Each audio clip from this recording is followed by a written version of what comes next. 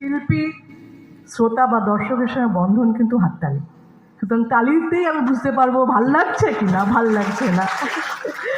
আর এই রাধার ক্ষেত্রে বলি, সমাজকে উপেক্ষা করলে সংসার রেগে যাবে, সংসারকে উপেক্ষা করলে সমাজ রেগে যাবে। খুব কঠিন যে কতটা সাহসী হতে পারবো বা কতটা সাহসী হতে মেয়েরা চাইবে। আমার পরের কবিতা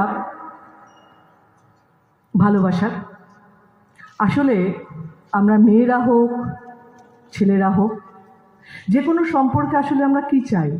সময় চাই। সময় একমাত্র আমাদেরকে ভালোবাসার প্রমাণ দেয়।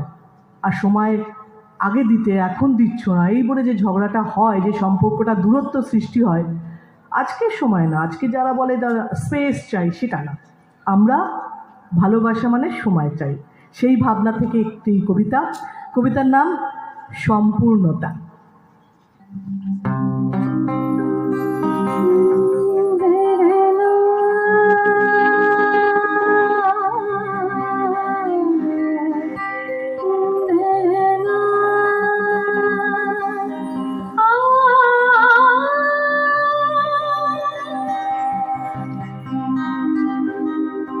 একটা সম্পূর্ণ দিন আমায় দেবে বলেছিলে, কেটে গেল অনেকগুলো বছর, ভাবনা কল্পনায় আচ্ছন্ন সেই দিন কেন এলো না? একটা বছর, একটা জন্মান্তর, একটি প্রেমিক, একটি সংকল্প, একটি সন্তান, কিছুই চাইনি একটি সম্পূর্ণ দিন ছাড়া। খাজুরাও হতে পারতাম, মৃগনাভি, গনগনে আগুন, রূপকথার পক্ষীরাট, শুধু তো একটা দিন। আবার তুমি তুমি হতে, আমি এই আমি।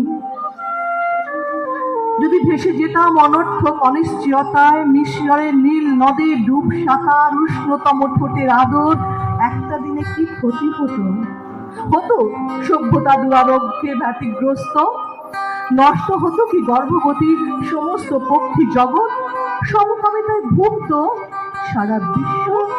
তাহলে কেন একটা সম্পূর্ণ দিন দিলে না আমায়? তাহলে কি দীর্ঘতর হতো যাবজ্জীবন কারাদণ্ড? যাবতীয় পাণ্ডুলিপি অস্পষ্ট হতো, বন্ধ হয়ে যেত বইমেলা, লোকসভা পরিণত হতো লন্ডনে। বলো না কেন, কেন দিলে না আমায়? পারতাম বিতর্কিত উপন্যাস, উন্মুক্ত শেষ প্রেমিকা, আবার তুমি তুমি হতে, আমি